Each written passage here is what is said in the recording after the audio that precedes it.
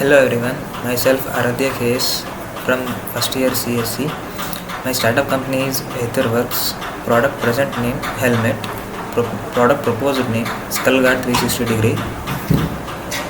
Empathizing stage, mentioning some of the requirement and feeling about the product as said by the customers during the empathizing activity.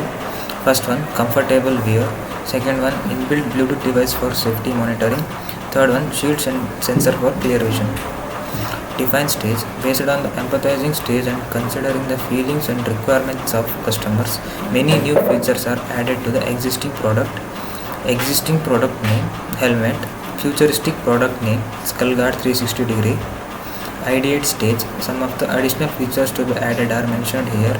Expanded polystyrene, material for absorbing heat and force transferred to the head. Removable and washable liners. Multi-directional impact protection system. Built-in Bluetooth device for safety monitoring. Reinforced chin bar. In prototype stage, the real working model has to be manufactured. Due to the time constraint, the mentor advised to draw a sketch. The sketch is given below. Testing. I request the viewers of this presentation video to comment your opinion to satisfy the testing stage. Thank you.